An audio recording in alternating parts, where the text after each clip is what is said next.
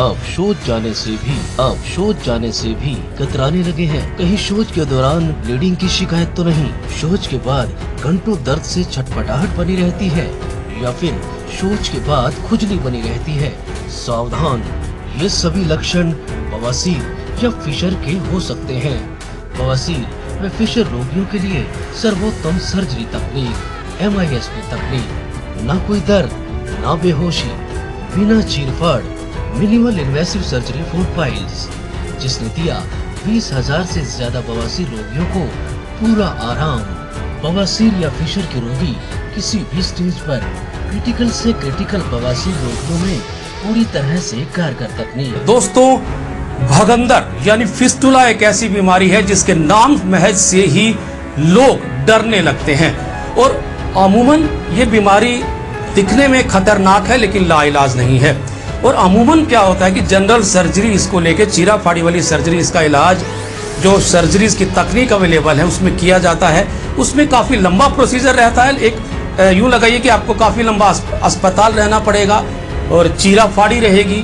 और इस तकनीक में रीअक्रेंस के जो चांसेस होते हैं, दोबारा होने के चांसेस होते हैं, वो बेहद ज़्यादा होते हैं। अगर आप फिस्टुला से परेशान हैं, तरह तरह के बड़े बड़े इंस्टीट्यूट्स में भी आप इलाज करवाने के बावजूद भी आपको पस आता है, यानी कि आपका भगंदर अभी भी है, फिस्टुला अभी भी है और आप पूरी तरीके से ठीक नहीं है, तो आज हम आपको एक ऐसी तकनीक शेयर करने वाले हैं, एक ऐसा इलाज बताने वाले हैं जिसके माध्यम से आप फिस्टुला का या भगंदर का जड़ों से इलाज कर सकते हैं। यानी कि रीअक्रेंस उस तकनीक में, ऑपरेशन की उस सर्जरी की तकनीक में नाम मात्र का है, यानी कि दोबारा होने के चांसेस बेहद कम हैं। और अब तक तकरीबन 5,000 से ज्यादा ऑपरेशन इस फिस्टुला का, इस भगंदर का, जिस तकनीक की मैं बात करने जा रहा हूं उससे विश्व विख्यात बवासीर सर्जन कर चुके हैं। सरस्वती मिशन हॉस्पिटल पेवर कुरुक्षेत्र की मैं बात करना चाहूंगा। यहाँ फिस्टुला यानी भगंदर का एक ऐसी तकनीक से ऑपरेशन और सर्जरी किया जाता है जिसमें रीअक्रेंस नहीं है, कोई इसमें चीरा फाड़ी नहीं है। सबसे बड़ी बात कि चीरा फाड़ी नहीं है, यानी कि आपको अस्पताल रहने का आवश्यकता नहीं है।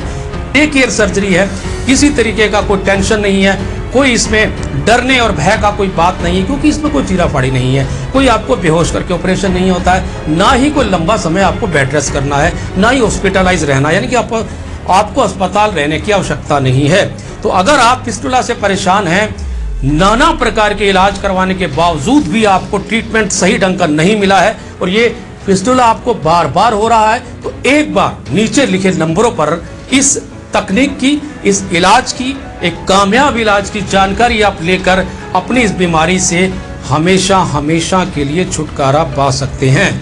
आज हम फिस्टुला नैनो, जिसे हिंदी में भगंदर भी कहा जाता है, इस पर चर्चा करेंगे।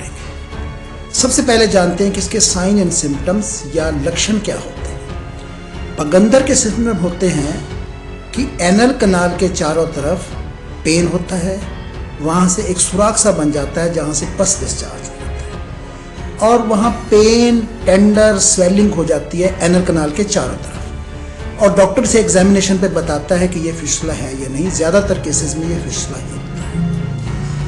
अब इसके प्रकार कितने होते हैं, फिस्टुला के या भगंदर के कितने प्रकार हैं, ये हम जानने की कोशिश करते हैं। फिस्टुला बेसिकली ब्रॉडली दो किस्म का होता है। लो एनल फिस्टुला, जो साधारण फिस्टुला होता है, जो कहीं भी ट्रीट किया जा सकता है, या हाई एनल फिस्टुला। इसको हम डिवाइड करते हैं, हमारे जो गुदा के अंदर दो रिंग होते हैं, एक नीचे का रिंग, एक ऊपर का रिंग। अगर वो फिस्टुला ऊपर के रिंग के आसपास है तो ये हाई एनल फिस्टुला कहलाता है, अगर नीचे के रिंग के आसपास है तो ये लो एनल फिस्टुला कहलाता है। अब हम ये जानने की कोशिश करते हैं कि इसको हम डायग्नोज कैसे करें, कैसे पता लगाएं कि ये किस किस्म का फिस्टुला है।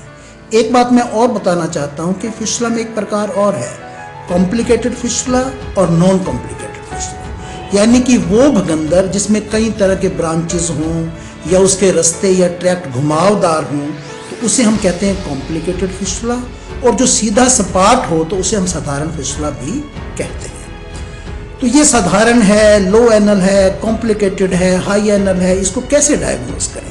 ज़्यादातर केसेस में डॉक्टर एग्जामिनेशन करके बता सकता है कि ये लो एनल फिस्टुला है या हाई है, या हम इसके लिए आजकल जो मेथड अवेलेबल है एमआरआई से हम ये पता लगा सकते हैं कि ये लो एनल है, हाई एनल है, कॉम्प्लिकेटेड है, घुमावदार रास्ते हैं, ब्रांचेस ज़्यादा हैं, इस तरह से हम एमआरआई से डायग्नोज कर सकते हैं। अब हम इस बात पर आते हैं कि इसका ट्रीटमेंट क्या रहता है। देखिए, जो साधारण फिश लाइन एनो है उसका ट्रीटमेंट तो बड़ा सिंपल है, कहीं भी हम इसको लेइंग ओपन यानी कट लगवा के इसको ठीक करवा सकते हैं, उसके लिए इतनी ज़्यादा लंबे चौड़ी बात नहीं है। लेकिन जो हाई एनल फिशलाज हैं, जो कॉम्प्लिकेटेड फिशलाज हैं, या वो फिशलाज जिनके घुमावदार रास्ते हैं या ब्रांचेस ज़्यादा बनी हुई हैं, वहाँ प्रॉब्लम्स आती है और वहाँ पर कई बार पेशेंट सालों साल भटकते रहते हैं। इस वजह से कभी एक ब्रांच ठीक हो गई तो कभी दूसरी ब्रांच ठीक हो गई, कभी एक रास्ता ठीक हो गया तो कभी दूसरा रास्ता ठीक हो गया,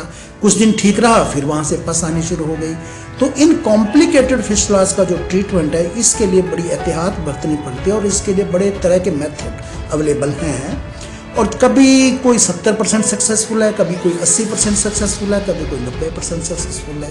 तो इसमें जो कॉम्प्लिकेटेड या जो घुमावदार रास्तों वाले जो फिशलाज आने हैं, इसके लिए हमने बड़ी अच्छी टेक्निक जो लेज़र विधि से कर रहे हैं। तो पहले मैं आपको ये बताना चाहूँगा कि रास्ते कितने अवेलेबल हैं।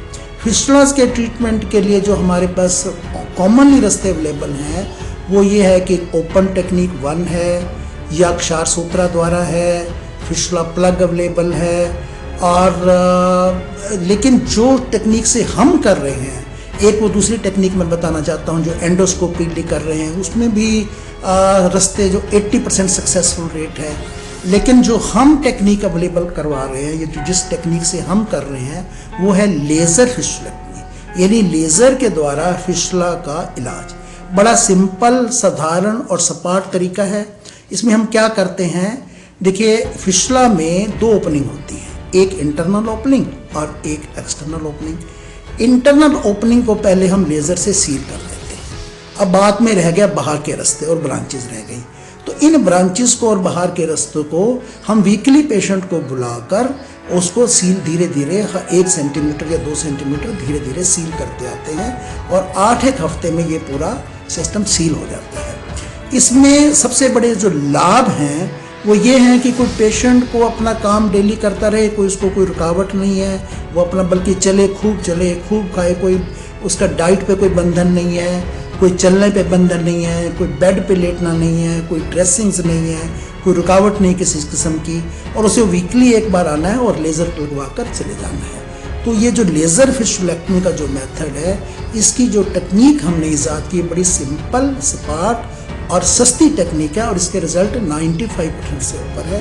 तो इसको हम यहाँ पर फ्रिक्वेंटली कर रहे हैं और आप इसका आकर लाभ उठा सकते हैं। देखिए, इसके लिए हम पेशेंट को एडमिट नहीं करते हैं, डे केयर बेसिस पर कर भेज देते हैं। क्योंकि हमने लेज़र ही लगाना होता है, उसको लेज़र को लगाकर और हम उसको विदिन 2 आवर्स पेशेंट को भेज देते हैं। कोई एडमिशन नहीं है, घर पे भी कोई रेस्ट नहीं है। वो हर आदमी अपना जो काम करवा कर अपने रूटीन जो दिनचर्या है उसको कर सकता है।